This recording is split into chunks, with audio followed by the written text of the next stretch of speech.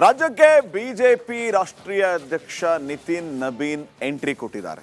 ಇದು ಬಿಜೆಪಿಯಲ್ಲಿ ಒಂದು ರೀತಿ, ರಾಜ್ಯ ಬಿಜೆಪಿಯಲ್ಲಿ ಒಂದು ರೀತಿ ಹೊಸ ಸಂಚಲನಕ್ಕೆ ಕಾರಣ ಆಗಿದೆ.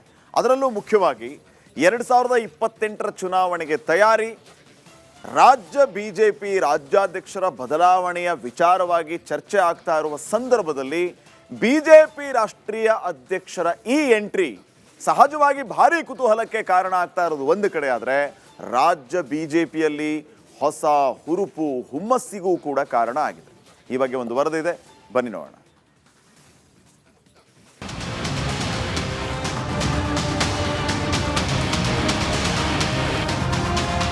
ಪಶ್ಚಿಮ ಬಂಗಾಳವನ್ನ ಕಬ್ಜಾ ಮಾಡಿಕೊಂಡು ದೀದಿ ನಾಡಲ್ಲಿ ಕಮಲ ಅರಳಿಸಿದ ಬಿಜೆಪಿ ಕರ್ನಾಟಕವನ್ನು ಗೆಲ್ಲೋಕೆ ಶಪಥ ಮಾಡಿದೆ. ಶತಾಯಗತಾಯ ಕರುನಾಡಿನಲ್ಲಿ ಈ ಬಾರಿ ಕಮಲ ಅರಳಿಸೋಕೆ ಪಣ ತೊಟ್ಟಿದೆ. 2028ರ ಚುನಾವಣೆಗೆ ಈಗಿನಿಂದಲೇ ರಣಕಹಳೆ ಮೊಳಗಿಸಿದೆ. ಪ್ರಧಾನಿ ಮೋದಿ ಬೆಂಗಳೂರು ಭೇಟಿ, ಯಡಿಯೂರಪ್ಪ ಅಭಿಮಾನೋತ್ಸವದ ಬಳಿಕ ಈಗ ರಾಜ್ಯಕ್ಕೆ ಬಿಜೆಪಿ ನೂತನ ಸಾರಥಿ ನಿತಿನ್ ನಬೀನ್ ಎಂಟ್ರಿ ಕೊಟ್ಟಿದ್ದಾರೆ. ರಾಜ್ಯ ಬಿಜೆಪಿಗೆ ಬೂಸ್ಟರ್ ಡೋಸ್. ಬಿಜೆಪಿ ನಾಯಕರಿಗೆ ನಿತಿನ್ ನಬೀನ್ ಟಾಸ್. ಬಿಜೆಪಿಯ ನೂತನ ರಾಷ್ಟ್ರೀಯ ಅಧ್ಯಕ್ಷ ನಿತಿನ್ ನಬೀನ್ ಮೊದಲ ಬಾರಿಗೆ ರಾಜ್ಯಕ್ಕೆ ಭೇಟಿ ನೀಡಿದ್ದಾರೆ. 3 ದಿನಗಳ ಕಾಲ ರಾಜ್ಯ ಪ್ರವಾಸ ಕೈಗೊಂಡಿದ್ದಾರೆ. ಶನಿವಾರ ರಾತ್ರಿ ನಿತಿನ್ ನಬೀನ್ ಬೆಂಗಳೂರಿಗೆ ಆಗಮಿಸಿದ್ರು. ಇಂದು ಬೆಳಿಗ್ಗೆ ಯಡಿಯೂರಪ್ಪ ನಿವಾಸಕ್ಕೆ ಭೇಟಿ ನೀಡಿದ್ರು. ರಾಜ್ಯ ಬಿಜೆಪಿಯ ಪ್ರಮುಖ ನಾಯಕರು ನಿತಿನ್ ನಬೀನ್ಗೆ ಸ್ವಾಗತ ಕೋರಿದ್ರು. ಇದೇ ವೇಳೆ ನಿತಿನ್ ನಬೀನ್ ರಾಜ್ಯದ ನಾಯಕರೊಂದಿಗೆ ಬ್ರೇಕ್ಫಾಸ್ಟ್ ಮಾಡಿದ್ರು. ಈ ವೇಳೆ ರಾಜ್ಯಕ್ಕೆ ಈ ಹಿಂದೆ ಬಂದು ಮೊಳಕಾಲ್ಮೂರು ವಿಧಾನಸಭಾ ಕ್ಷೇತ್ರದ ಚುನಾವಣಾ ಪ್ರಚಾರ ನಡೆಸಿದ ನೆನಪನ್ನ ಮೆಲುಕು ಹಾಕಿದ್ರು. ಬಳಿಕ ಮಲ್ಲೇಶ್ವರಂನ ಕಾಡು ಮಲ್ಲೇಶ್ವರ ದೇವಸ್ಥಾನಕ್ಕೆ ತೆರಳಿ ಪೂಜೆ ಸಲ್ಲಿಸಿದ್ರು. ಬಳಿಕ ಬಿಜೆಪಿ ನಾಯಕರ ಜೊತೆ ಕೋರ್ ಕಮಿಟಿ ಸಭೆ ನಡೆಸಿದ್ರು.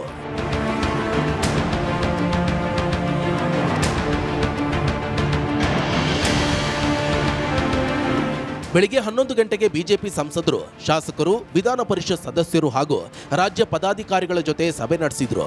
ಈ ವೇಳೆ ಶಾಸಕರು ಪದಾಧಿಕಾರಿಗಳಿಗೆ ಪಕ್ಷಕ್ಕಾಗಿ ತಮ್ಮ ಕೊಡುಗೆ ಏನು ಅಂತ ನೇರವಾಗಿ ನಿತಿನ್ ಪ್ರಶ್ನೆ ಮಾಡಿದ್ರು. ಕೇಂದ್ರ ಮೋದಿ ಸರ್ಕಾರ ಅಧಿಕಾರಕ್ಕೆ ಬಂದು 12 ವರ್ಷಗಳು ಪೂರೈಸಿದ್ದು ಪ್ರತಿ ವಿಧಾನಸಭಾ ಕ್ಷೇತ್ರದಲ್ಲಿ ಕಾರ್ಯಕ್ರಮ ಮಾಡುವಂತೆ ಸೂಚಿಸಿದ್ರು. 2028ರ ಚುನಾವಣೆಗೆ ಈಗಿನಿಂದಲೇ ತಯಾರಿ ನಡೆಸುವಂತೆ ಎಚ್ಚರಿಸಿದ್ರು. ಇದೇ ವೇಳೆ ಮಾಧ್ಯಮಗಳ ಜೊತೆ ಮಾತನಾಡಿ ಕಾಂಗ್ರೆಸ್ ಸರ್ಕಾರದ ಭ್ರಷ್ಟಾಚಾರದ ವಿರುದ್ಧ ಹರಿಹಾಯ್ದ್ರು.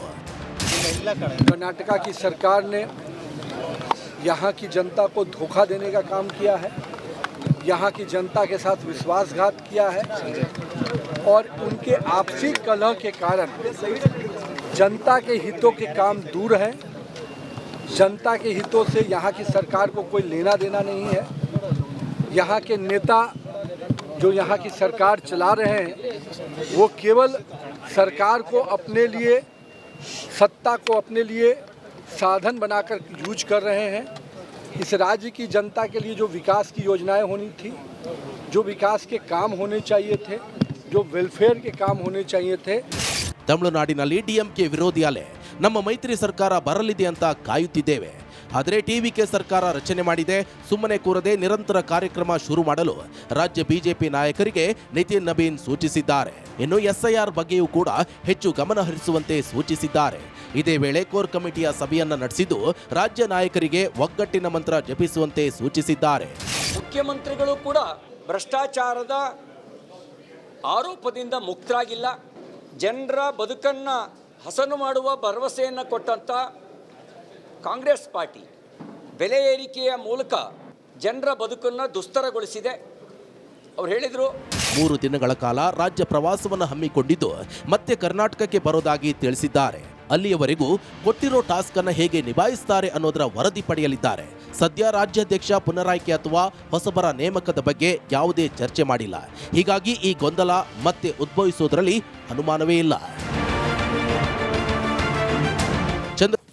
ರಾಜ್ಯಕ್ಕೆ ಬಿಜೆಪಿ ರಾಷ್ಟ್ರೀಯ ಅಧ್ಯಕ್ಷ ನಿತಿನ್ ನಬೀನ್ ಎಂಟ್ರಿ ಕೊಟ್ಟಿದ್ದಾರೆ.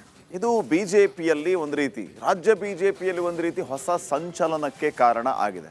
ಅದರಲ್ಲೂ ಮುಖ್ಯವಾಗಿ 2028ರ ಚುನಾವಣೆಗೆ ತಯಾರಿ, ರಾಜ್ಯ ಬಿಜೆಪಿ ರಾಜ್ಯಾಧ್ಯಕ್ಷರ ಬದಲಾವಣೆಯ ವಿಚಾರವಾಗಿ ಚರ್ಚೆ ಆಗ್ತಾ ಇರುವ ಸಂದರ್ಭದಲ್ಲಿ ಬಿಜೆಪಿ ರಾಷ್ಟ್ರೀಯ ಅಧ್ಯಕ್ಷರ ಈ ಎಂಟ್ರಿ ಸಹಜವಾಗಿ ಭಾರಿ ಕುತೂಹಲಕ್ಕೆ ಕಾರಣ ಆಗ್ತಾ ಇರೋದು ಒಂದು ಕಡೆ. ಆದರೆ ರಾಜ್ಯ ಬಿಜೆಪಿಯಲ್ಲಿ ಹೊಸ ಹುರುಪು ಹುಮ್ಮಸ್ಸಿಗೂ ಕೂಡ ಕಾರಣ ಆಗಿದೆ.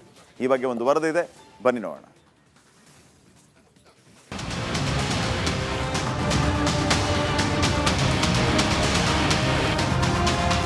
ಪಶ್ಚಿಮ ಬಂಗಾಳವನ್ನ ಕಬ್ಜಾ ಮಾಡಿಕೊಂಡು ದೀದಿ ನಾಡಲ್ಲಿ ಕಮಲ ಅರಳಿಸಿದ ಬಿಜೆಪಿ ಕರ್ನಾಟಕವನ್ನು ಗೆಲ್ಲೋಕೆ ಶಪಥ ಮಾಡಿದೆ. ಶತಾಯಗತಾಯ ಕರುನಾಡಿನಲ್ಲಿ ಈ ಬಾರಿ ಕಮಲ ಅರಳಿಸೋಕೆ ಪಣ ತೊಟ್ಟಿದೆ. 2028ರ ಚುನಾವಣೆಗೆ ಈಗಿನಿಂದಲೇ ರಣಕಹಳೆ ಮೊಳಗಿಸಿದೆ.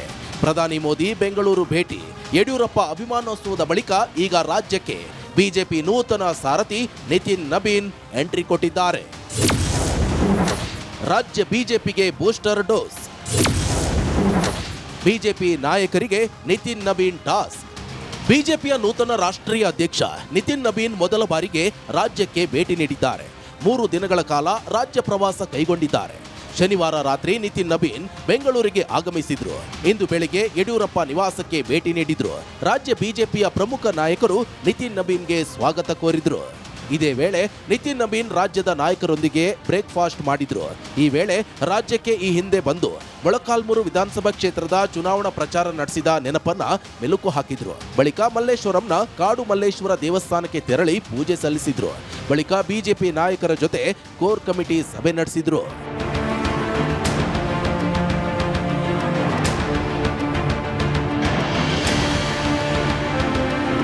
ಬೆಳಿಗ್ಗೆ 11 ಗಂಟೆಗೆ ಬಿಜೆಪಿ ಸಂಸದರು, ಶಾಸಕರು, ವಿಧಾನ ಪರಿಷತ್ ಸದಸ್ಯರು ಹಾಗೂ ರಾಜ್ಯ ಪದಾಧಿಕಾರಿಗಳ ಜೊತೆ ಸಭೆ ನಡೆಸಿದ್ರು. ಈ ವೇಳೆ ಶಾಸಕರು ಪದಾಧಿಕಾರಿಗಳಿಗೆ ಪಕ್ಷಕ್ಕಾಗಿ ತಮ್ಮ ಕೊಡುಗೆ ಏನು ಅಂತ ನೇರವಾಗಿ ನಿತಿನ್ ಪ್ರಶ್ನೆ ಮಾಡಿದ್ರು. ಕೇಂದ್ರ ಮೋದಿ ಸರ್ಕಾರ ಅಧಿಕಾರಕ್ಕೆ ಬಂದು 12 ವರ್ಷಗಳು ಪೂರೈಸಿದ್ದು ಪ್ರತಿ ವಿಧಾನಸಭಾ ಕ್ಷೇತ್ರದಲ್ಲಿ ಕಾರ್ಯಕ್ರಮ ಮಾಡುವಂತೆ ಸೂಚಿಸಿದ್ರು. 2028ರ ಚುನಾವಣೆಗೆ ಈಗಿನಿಂದಲೇ ತಯಾರಿ ನಡೆಸುವಂತೆ ಎಚ್ಚರಿಸಿದ್ರು. ಇದೇ ವೇಳೆ ಮಾಧ್ಯಮಗಳ ಜೊತೆ ಮಾತನಾಡಿ ಕಾಂಗ್ರೆಸ್ ಸರ್ಕಾರದ ಭ್ರಷ್ಟಾಚಾರದ ವಿರುದ್ಧ ಹರಿಹಾಯ್ದ್ರು. कर्नाटक की सरकार ने यहाँ की जनता को धोखा देने का काम किया है, यहाँ की जनता के साथ विश्वासघात किया है और उनके आपसी कलह के कारण जनता के हितों के काम दूर हैं. जनता के हितों से यहाँ की सरकार को कोई लेना देना नहीं है. यहाँ के नेता जो यहाँ की सरकार चला रहे हैं वो केवल सरकार को अपने लिए, सत्ता को अपने लिए साधन बनाकर यूज कर रहे हैं. इस राज्य की जनता के लिए जो विकास की योजनाएं होनी थी, जो विकास के काम होने चाहिए थे, जो वेलफेयर के काम होने चाहिए थे. ತಮಿಳುನಾಡಿನಲ್ಲಿ ಡಿಎಂಕೆ ವಿರೋಧಿ ಅಲೆ. ನಮ್ಮ ಮೈತ್ರಿ ಸರ್ಕಾರ ಬರಲಿದೆ ಅಂತ ಕಾಯುತ್ತಿದ್ದೇವೆ. ಆದರೆ ಟಿವಿಕೆ ಸರ್ಕಾರ ರಚನೆ ಮಾಡಿದೆ. ಸುಮ್ಮನೆ ಕೂರದೆ ನಿರಂತರ ಕಾರ್ಯಕ್ರಮ ಶುರು ಮಾಡಲು ರಾಜ್ಯ ಬಿಜೆಪಿ ನಾಯಕರಿಗೆ ನಿತಿನ್ ನಬೀನ್ ಸೂಚಿಸಿದ್ದಾರೆ. ಇನ್ನು ಎಸ್ಐಆರ್ ಬಗ್ಗೆಯೂ ಕೂಡ ಹೆಚ್ಚು ಗಮನ ಹರಿಸುವಂತೆ ಸೂಚಿಸಿದ್ದಾರೆ. ಇದೇ ವೇಳೆ ಕೋರ್ ಕಮಿಟಿಯ ಸಭೆಯನ್ನ ನಡೆಸಿದ್ದು ರಾಜ್ಯ ನಾಯಕರಿಗೆ ಒಗ್ಗಟ್ಟಿನ ಮಂತ್ರ ಜಪಿಸುವಂತೆ ಸೂಚಿಸಿದ್ದಾರೆ. ಮುಖ್ಯಮಂತ್ರಿಗಳು ಕೂಡ ಭ್ರಷ್ಟಾಚಾರದ ಆರೋಪದಿಂದ ಮುಕ್ತರಾಗಿಲ್ಲ. ಜನರ ಬದುಕನ್ನು ಹಸನು ಮಾಡುವ ಭರವಸೆಯನ್ನು ಕೊಟ್ಟಂಥ ಕಾಂಗ್ರೆಸ್ ಪಾರ್ಟಿ ಬೆಲೆ ಏರಿಕೆಯ ಮೂಲಕ ಜನರ ಬದುಕನ್ನು ದುಸ್ತರಗೊಳಿಸಿದೆ. ಅವ್ರು ಹೇಳಿದರು 3 ದಿನಗಳ ಕಾಲ ರಾಜ್ಯ ಪ್ರವಾಸವನ್ನು ಹಮ್ಮಿಕೊಂಡಿದ್ದು ಮತ್ತೆ ಕರ್ನಾಟಕಕ್ಕೆ ಬರೋದಾಗಿ ತಿಳಿಸಿದ್ದಾರೆ. ಅಲ್ಲಿಯವರೆಗೂ ಕೊಟ್ಟಿರೋ ಟಾಸ್ಕ್ ಅನ್ನು ಹೇಗೆ ನಿಭಾಯಿಸುತ್ತಾರೆ ಅನ್ನೋದರ ವರದಿ ಪಡೆಯಲಿದ್ದಾರೆ. ಸದ್ಯ ರಾಜ್ಯಾಧ್ಯಕ್ಷ ಪುನರಾಯ್ಕೆ ಅಥವಾ ಹೊಸಬರ ನೇಮಕದ ಬಗ್ಗೆ ಯಾವುದೇ ಚರ್ಚೆ ಮಾಡಿಲ್ಲ. ಹೀಗಾಗಿ ಈ ಗೊಂದಲ ಮತ್ತೆ ಉದ್ಭವಿಸುವುದರಲ್ಲಿ ಅನುಮಾನವೇ ಇಲ್ಲ.